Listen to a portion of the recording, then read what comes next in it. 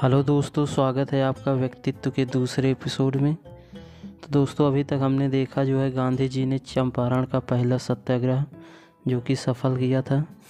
तो उसके बाद गांधी जी 1918 में अहमदाबाद में मज़दूरों और मिल मालिकों के खिलाफ एक विवाद में हस्तक्षेप कर दिया, क्योंकि जो है मज़दूरों की मांग थी कि उन्हें 35% वृद्धि की मांग जो है मजदूरी दी जाए, लेकिन इसके लिए मिल मालिक तैयार नहीं थे, जिससे गांधी जी ने मज़दूरों को समझाया कि वो हड़ताल शुरू करें, लेकिन हिंसा का प्रयोग उसमें न करें।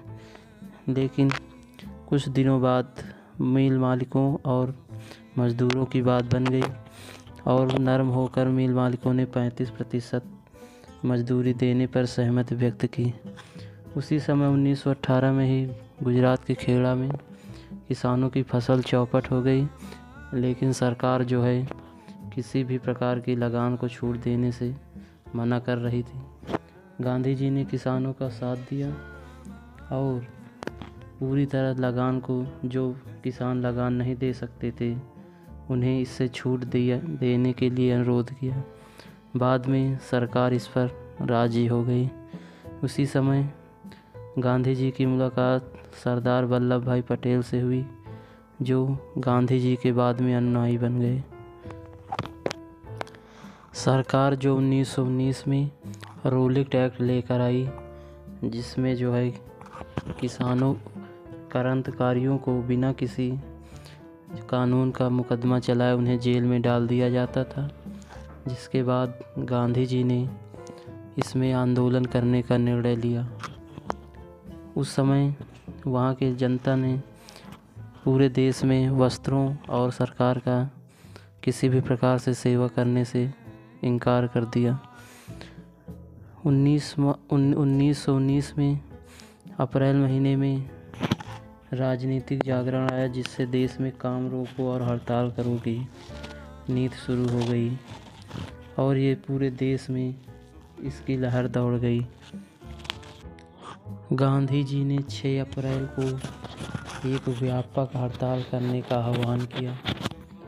जनता ने उस समय उनका अभूतपूर्व अनुसरण किया, लेकिन सरकार भी पूरी तरह से इस जन आंदोलन को कुचलने पर आमादा थी। पंजाब में 13 अप्रैल 1919 को एक निहत्थी भीड़ पर, जो अपने नेता सैफुद्दीन किचलू और सत्यपाल मलिक की गिरफ्तारी के विरोध में आंदोलन कर रही थी, जलियांवाला बाग में जमा हुई। उस समय फौजी कमांडर अमृतसर का जनरल डायर, जो जनता को बस आतंक से अपने वश में करना चाह रहा था, उसने पूरे जो जलियांवाला बाग जो काफ़ी बड़ा था, वहाँ उसे चारों ओर से घेर लिया। वहाँ पर स्थित महिलाएं, बच्चे, बुजुर्ग और सभी जो नौजवान थे, उन पर भयंकर जो है गोलाबारी शुरू कर दी। उस समय जब लोग भागने लगे तो एक दीवार जो है चारों तरफ होने के कारण लोग भाग नहीं सके और उसने मेन दरवाजे पर अपने फौजी दस्ता बिठा दिए, क्योंकि वहाँ से निकलने का केवल एक ही रास्ता, वो भी मेन गेट था। वहाँ पर हुई भयंकर गोलाबारी में लगभग 1500 लोग मारे गए, लेकिन सरकारी आंकड़े उस समय के बताते हैं कि इसकी संख्या लगभग 389 थी और घायलों की संख्या 1200 बताई गई। उन्होंने तब तक गोलियां बरसाई जब तक उनकी गोलियां ख़त्म नहीं हो गई। हज़ारों लोग मारे गए और हज़ारों घायल हुए। पूरे पंजाब में मार्शल लॉ लगा दिया गया और लोगों पर भयंकर अत्याचार किए गए। इसी में शिव स्वामी अय्यर, जिन्हें नाइट की उपाधि दी गई थी, पंजाब के अत्याचारों के बारे में लिखते हैं कि जलियांवाला बाग में लोगों को बिखरने का किसी भी प्रकार का अवसर नहीं दिया गया। सैकड़ों निहत्थे लोगों पर भयंकर गोलाबारी की गई। लोग इधर उधर भागने लगे, लेकिन जनरल डायर की बेरुखी से सैकड़ों लोगों, हजारों लोगों की मौत हुई। लोगों पर मशीन गनों से और गोलाबारी की गई। इससे लोगों पर अत्याचार के लिए लोगों पर कोड़े बरसाने, हजारों छात्रों को पैदल ही चलाने, रोज़ 1600 मील दूर प्रतिदिन ले जाने का आदेश था। 500 छात्रों और प्रोफेसरों को गिरफ्तार करके उन्हें नज़रबंद कर दिया गया। 5 से 7 वर्ष के बच्चों को झंडे की सलामी के लिए परेड में उपस्थित रखा। उस समय पंजाब में एक शादी हो रही थी। वहाँ पर सभी बारातियों को कोड़े से मारा गया। इस्लामिया स्कूल के 6 सबसे बड़े बच्चों को कोड़ों से मारा गया क्योंकि वो सबसे बड़े थे। गिरफ्तार लोगों को खुलेआम बंद करके रखने के लिए उन्हें ना तो पानी दिया जा रहा था, ना भोजन। उन्हें कड़ी धूप में खुला ही पिंजड़े में बंद करके रखा जा रहा था। उन्हें नए नए रूपों जैसे सड़क पर रेंग कर चलने, कूदते हुए चलने आदि जो नागरिक या सैनिक किसी भी कानून प्रणाली के अज्ञात थे, लोगों को एक ही बेड़ी में जकड़ कर रखा गया। उन्हें 15-15 घंटों तक खुला ट्रकों में धूप में रखा गया। निहत्थे नागरिकों के खिलाफ हवाई जहाज़ों और लेविस गनों से भयंकर गोलाबारी की गई। गैर हाजिर लोगों को उस समय उपस्थित कराने के लिए जनरल डायर ने उनकी संपत्ति को ही जब्त करना शुरू कर दिया। परिणाम ये हुआ कि लोग भयंकर डर गए। वहाँ पर लोग अपने घरों से छोड़कर भागने लगे। पंखे, भारतीय घरों की बिजली तक काट दी गई। उनके घरों में पंखे जो रहते थे वो यूरोपीय लोग अपने उपयोग में लेने लगे।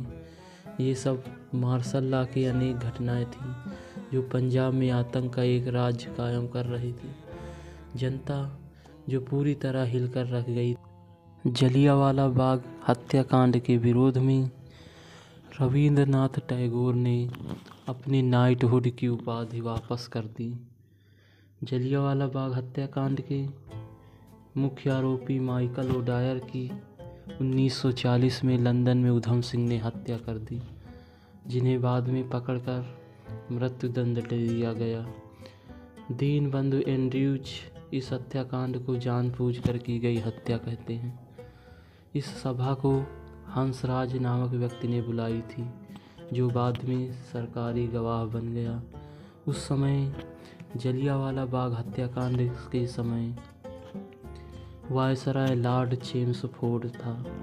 जलियांवाला बाग हत्याकांड की जांच के लिए 1919 में तहकीकात कमेटी का गठन किया गया, जिसके अध्यक्ष मदन मोहन मालवीय थे। कमेटी ने लोगों पर कार्रवाई की मांग की, लेकिन ब्रिटिश सरकार ने इस पर कोई ध्यान नहीं दिया। बाद में गांधी जी ने असहयोग आंदोलन चलाने का निर्णय लिया। बाद में सरकार ने हंटर कमेटी बैठाई, जो जलियांवाला बाग हत्याकांड की जांच कर रही थी। जनरल डायर, जो कि बाद में दोषी पाया गया, उसे नौकरी से बर्खास्त कर दिया गया। बाद में हंटर कमेटी का अधिकृत नाम डिसजायर इंक्वायरी कमेटी रखा गया। 1 अगस्त 1920 को गांधी जी ने अपनी कैसर-ए-हिंद की उपाधि को त्याग कर असहयोग आंदोलन शुरू कर दिया। सितंबर 1920 में कांग्रेस ने भी कलकत्ता के अपने अधिवेशन में यह निश्चय किया कि यदि सरकार पंजाब और खिलाफत की भूलों को स्वीकार नहीं करती तो वह भी स्वराज की स्थापना के लिए असहयोग आंदोलन प्रारंभ करेगी। दिसंबर 1920 के नागपुर अधिवेशन में इस निश्चय की पुष्टि कर दी गई कि गांधी जी ने ही कांग्रेस को इन प्रस्तावों को पास करने के लिए बाध्य किया था। नागपुर अधिवेशन के प्रस्ताव के अनुसार भारतीय नागरिकों को ये सलाह दी गई कि वे उपाधियों, अवैतनिक पदों, नामजद सदस्यों द्वारा पदत्याग, सरकारी स्कूलों में भाग न लें, वकील और मुवक्किल अंग्रेजी अदालतों में न जाएं, विदेशी वस्तुओं का बहिष्कार करें, और 1919 एक्ट के अंतर्गत होने वाले चुनाव में भाग न ली।